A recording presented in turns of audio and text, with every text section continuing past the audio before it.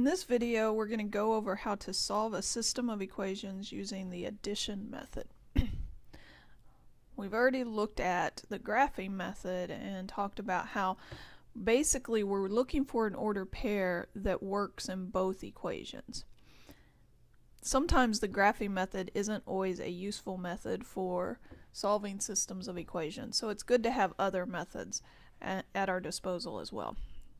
So here I have a system of equations, and we're not going to do it by graphing. What we're going to do it by is the addition method. These algebraic methods, we're going to cover the addition method and we're going to cover the substitution method. They can get kind of messy, so I like to be careful about labeling things. So I'm going to label this first equation A and this second equation B. And then, so the addition method, what it comes down to is our equations have two variables in them, and we can't solve for one variable if we have two variables. And so what we need to do is get it so that we're dealing with an equation with one variable. And the way we do that with the addition method is we add the equations together. So if I add straight down here, I would end up with a 5x for my x terms. My y terms, I have a positive y and a negative y, they actually cancel out, which is nice. That's what we were wanting to do, is to eliminate a variable. And then I also have to add the side here on the right, so that's going to be add to a 10. So once I do that, I create a third equation, and it can be solved for the variable because there's only one variable left. So to solve for my variable here, I'm going to divide both sides by x, and that gives me that x equals 2. Now I'm not done here. I have solved for x, but we need to know a value for both x and y. And so once we find one of our variables, what we're going to do is substitute it back into either of the equations. I could substitute it into A, or I could substitute it into B. It's essentially my choice. So I'm going to sub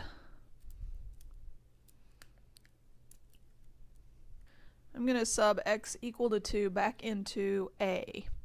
What that looks like is for my x in A, I'm going to change that into a 2. And then I'll write the rest of the equation. What that gives me now is an equation with only one variable where the variable's y, so I can solve that equation. So my 3 times 2 is a 6. I bring down the rest of it. And now to solve for y, I will want to subtract 6 from both sides. So I get that y equals 6. So that means my solution to my equation is the order pair 2, 6.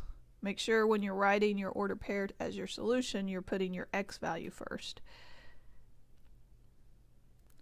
So that's the basic idea. However, this example is kind of set up a little too nice for us because when we added, our y terms just canceled out. And given two equations, having those cancel out isn't always a guarantee. So we need to be able to figure out what to do when we add and something doesn't just cancel out. So we're going to look at a slightly more complicated example to see how to do that. Okay, so here we have another example, a couple more equations. And notice if I add here, I would get a 7x. If I add here, I would get a 7y, and nothing's going to cancel out. My whole motivation behind adding is that either the x terms or the y terms cancel out. If that's not going to happen, then there's no use in adding. So what I need to do here is to reconfigure things so that when I do add, something cancels out. How I'm going to go about doing that is using my technique with equations that I can do whatever I want as long as I do it to both sides. So I'm going to use that idea to change it so that my x terms are opposite.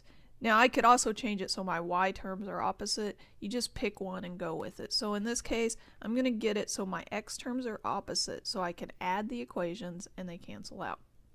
Now, what I want to do when I'm trying to decide how to get them opposite is it's kind of the same thinking process as getting a least common denominator with fractions.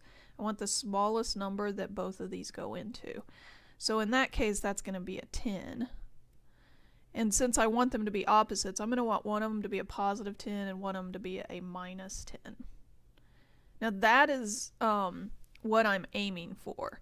Now, if I want my 2x to be a positive 10, then what I'm going to need to do is multiply this equation by a 5 to get it to be a 10. And then if I want my 5x to be a negative 10, because I want them one to be positive, one to be negative, if I want that to be a negative 10, then I need to multiply b by a negative 2. Now I can't just multiply the x term by that number. That'll give me what I want, but to do equations properly, whatever we do to one side, we have to do to the other side. So we're going to multiply everything through by 5 for this first equation. That gives me a 10x, which is why I chose it, but it also gives me a plus 15y, and that's going to equal a negative 40. Now I'm going to multiply the second equation through by a negative 2. So that's going to give me a negative 10x. And that's what made me choose it, but I have to multiply everything else by a negative 2. That gives me a negative 8y. And that's going to equal a positive 68.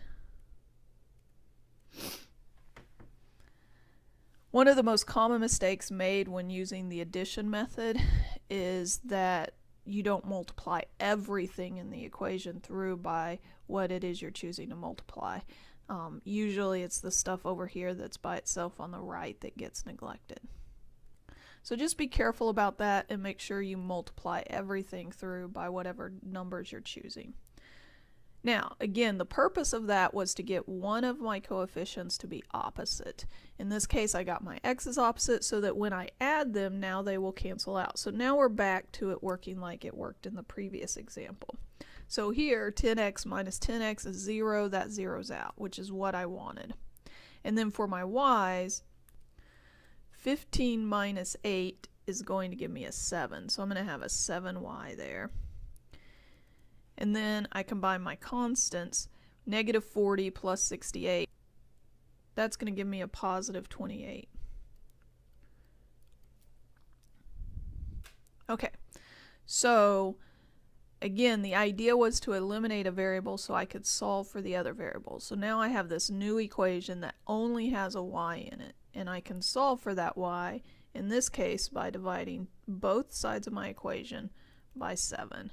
So I get that y equals 4.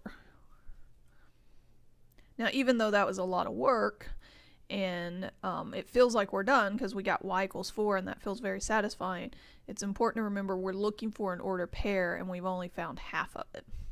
Once you find one of the variables, you're going to take that variable and plug it back into either of the original equations to find the other variable. So in this case, I'm going to take my y equals 4 and I'm going to plug that back into the a equation.